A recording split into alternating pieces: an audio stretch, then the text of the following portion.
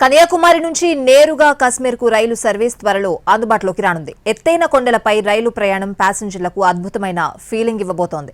37,000 కోట్ల వ్యయంతో చేపట్టిన ఈ ప్రాజెక్టులో ఇంజనీరింగ్ అద్భుతాలు జరిగాయి. ప్రపంచంలోనే అత్యంత ఎత్తైన చినాబ్ ఆర్చ్ స్టీల్ బ్రిడ్జ్ విశేషంగా ఆకట్టుకోనుంది.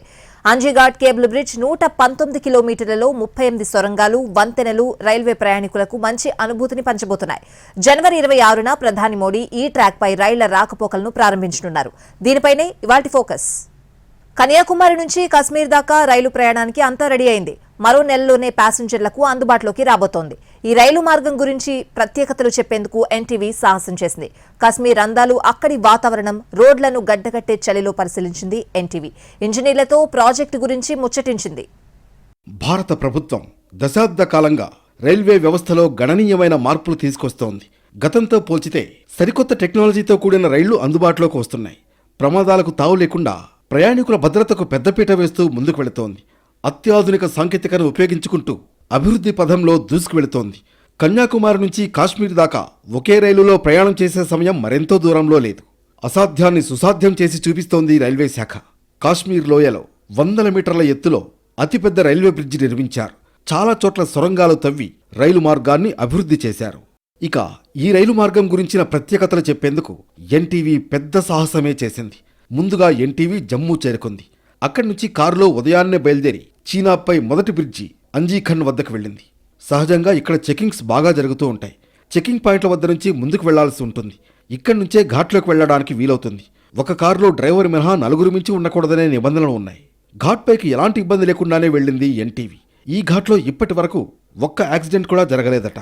అలాంటి ఘాట్ రోడ్లో ప్రయాణించి మొదట అంజీఖండ్ చేరుకుంది. అంజీఖండ్ ఓ ఇంజనీరింగ్ అద్భుతమని చెప్పాలి.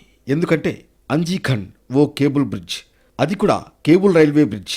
ఇది అసలు వెయ్యాలన్నా, ఇలాంటి బ్రిడ్జి కట్టాలన్నా చాలా ఇంజనీరింగ్ నైపుణ్యం కావాల్సి ఉంటుంది.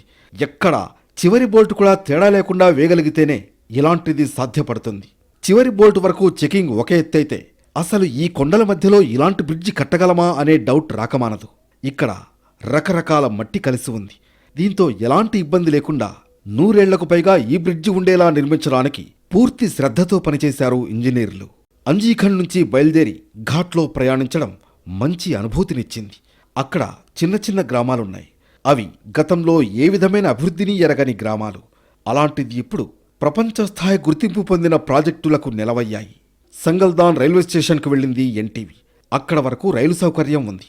అక్కడి నుంచి బారాముల్లా వరకు రైలు ప్రయాణాన్ని అందుబాటులోకి తీసుకొస్తోంది రైల్వే శాఖ.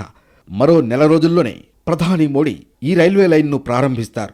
మోడీ ఈ లైన్ను ప్రారంభించడానికి సంగల్దాన్ రైల్వే స్టేషన్ చేరుకుంటారు. ఇక ఈ రైల్వే లైన్లు, బ్రిడ్జిల నిర్మాణానికి 3 దేశాల టెక్నాలజీని, మానవ వనరులను వినియోగించారు. కొంకణ్ రైల్వే ప్రత్యేకంగా ఈ కాంట్రాక్ట్ దక్కించుకుంది. కొంకణ్ రైల్వే నుంచి అధికారులు ఇక్కడే ఉండి ఈ నిర్మాణాలను పూర్తి చేశారు. ప్రతి నిర్మాణాన్ని కూడా పూర్తి చెకింగ్ చేస్తారు. దీన్ని సిఆర్ఎస్ అంటే commissioner of railway safety checking పేరుతో పిలుస్తారు. ఈ సిఆర్ఎస్ చెకింగ్ పూర్తవ్వకుండా అసలు ఎక్కడా రైల్వే లైన్ ఉపయోగంలోకి రాదు. అలాంటిది ఇంత పెద్ద నిర్మాణం అందుబాటులోకి రావడానికి ఇప్పటికి 3 సార్లు సిఆర్ఎస్ చెకింగ్ జరిగింది. మరో సిఆర్ఎస్ చెకింగ్ కూడా త్వరలోనే జరగబోతోంది. అంటే ఒక్క బోల్ట్ విషయంలో అనుమానం ఉన్నా ఇలాంటివి ప్రారంభించారు. ప్రపంచంలోనే అతిపెద్ద రైల్వే వ్యవస్థలున్న దేశాల్లో భారత్ టాప్లో ఉంటుంది. దేశంలో వేలాది రైల్వే లైన్లున్నాయి. రోజుకు కోట్లాది మంది ప్రయాణికులు తమ గమ్యస్థానాలకు చేరుకుంటున్నారు. దేశంలో అత్యధిక మంది ప్రజలు తమ ప్రయాణాలకు రైల్వే సేవల్ని వినియోగించుకుంటున్నారు. ప్రపంచంలోనే అత్యంత ఎత్తైన చీనా బ్రిడ్జ్ పర్యాటకులను ఆకర్షించబోతోంది.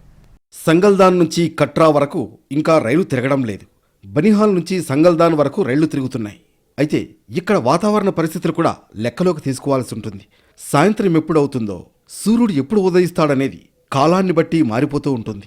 వేసవి కాలంలో శ్రీనగర్, శీతాకాలంలో జమ్మూ క్యాపిటల్స్గా ఇక్కడ పరిపాలన జరుగుతుంది. అలాంటి చోట కదలాలంటే సైతం కఠినమైన పరిస్థితులే ఉంటాయి. ఇక్కడ వేర్పాటువాదం ఎక్కువగా ఉంటుంది. అలాంటి చోట ప్రధాని మోడీ చేసిన సంస్కరణలు ఎంతో ఉపయోగకరంగా మారాయి. భారత్ జోడోలో భాగంగానే ఇక్కడ రైల్వే అభివృద్ధి పనులు కనిపిస్తాయి.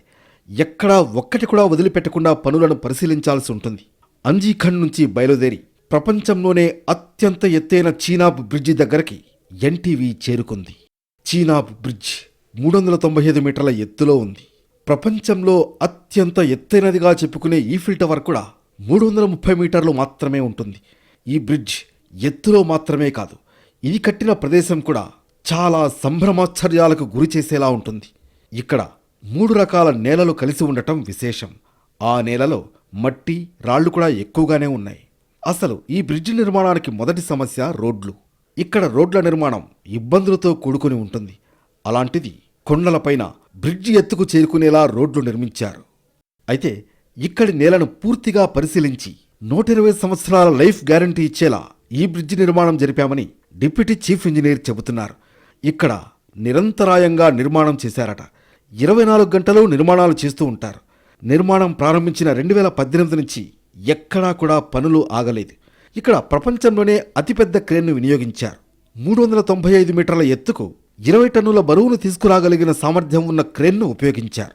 2200 మంది సిబ్బంది 3 షిఫ్టుల్లో రాత్రింబవళ్లు పనిచేశారు. నిర్మాణం పూర్తయ్యే వరకు సైట్లో ఎలాంటి ప్రమాదాలు జరగలేదు.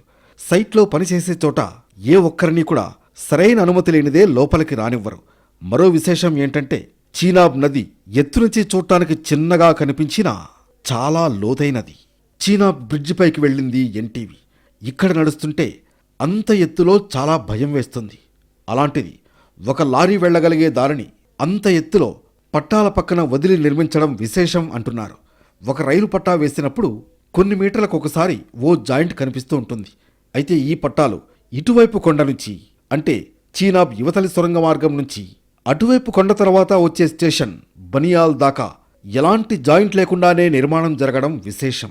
అక్కడి నుంచి శ్రీనగర్ వెళ్లడానికి ప్రత్యేకంగా ఏర్పాటు చేసిన రైలు వస్తుంటే ఆ దృశ్యాలను మనకు కళ్లకు కట్టినట్లు చూపిస్తోంది ఎన్టీవీ. చీనాబ్ స్టేషన్ కూడా ఉంది. అక్కడి నుంచి రైలులో ప్రయాణించింది ఎన్టీవీ. మధ్యలో 38 సొరంగ మార్గాలు దాటి శ్రీనగర్ చేరుకుంది. ఈ మధ్యలో పీర్ పంజల్ అనే ప్రపంచంలోనే అతిపెద్ద సొరంగ మార్గం గుండా రైలు ప్రయాణించింది. మామూలుగా 80 కిలోమీటర్ల వేగంతో ప్రయాణించే రైలు సొరంగం దాటడానికి 20 నిమిషాల వ్యవధి పట్టింది. అంటే దాదాపు ఆ సొరంగం పొడవు 20 కిలోమీటర్ల పైమాటే. అలాంటి సొరంగం దాటుకుని శ్రీనగర్ చేరుకుంది రైలు. ఆ రైల్లోనే శ్రీనగర్కు వెళ్ళింది ఎన్టీవీ. బారాముల్లా, సోపూర్, బడ్గాం, శ్రీనగర్, అనంతనాగ్ల మధ్య రైల్వే వ్యవస్థ అభివృద్ధి చెందుతోంది. కన్యాకుమారి నుంచి కాశ్మీర్ వరకు కూడా రైల్వే ప్రయాణం అందుబాటులోకి వస్తుంది. జనవరి 26న దాదాపు ఈ బ్రిడ్జిలు, రైల్వే లైను అందుబాటులోకి వస్తాయని అధికారులు చెబుతున్నారు. అలాంటి ఈ రైల్వే లైన్ ఎలా పూర్తయింది చూడటానికి వెళితే ఎంతో థ్రిల్లింగ్గా అనిపించింది ఎన్టీవీకి. ఆ ప్రదేశంలో ఎన్టీవీకి ప్రకృతి అందాలు కూడా ఎంతో అద్భుతమైన అనుభూతిని పంచాయి. ఈ రైల్వే లైన్ అందుబాటులోకి రావాల్సి ఉంది. కాశ్మీర్ వెళ్లాలంటే విమానం ఎక్కక్కర్లేదు, రైలు ఎక్కి సామాన్యుడు కూడా వెళ్లవచ్చు అని నిరూపణ అవుతోంది. మరికొద్ది రోజుల్లో ఇది ఇండియా కనెక్ట్ అని కూడా నిరూపణ చేస్తుంది. త్వరలోనే భారత ప్రభుత్వం ప్రజలందరికీ ఈ అనుభూతిని కలిగించబోతోంది. ఇంజనీరింగ్ అద్భుతంగా భారత చరిత్రలో నిలిచిపోయే ఈ నిర్మాణాలను మీ కళ్లకు కట్టినట్లు చూపించేందుకే ఎన్టీవీ ఈ ప్రయత్నం చేసింది. కాశ్మీర్ వెళ్లిన ఎన్టీవీ అక్కడి అందాలను ప్రపంచానికి చూపించే ప్రయత్నం చేసింది. శ్రీనగర్లోని అతిపెద్ద దాల్ లేక్లో నౌకా విహారం చేసింది. -డిగ్రీల ఉష్ణోగ్రతల్లో అక్కడి వింతలు, విశేషాలను కవర్ చేసింది. శ్రీనగర్లో అతిపెద్ద లేక్ దాల్ లేక్.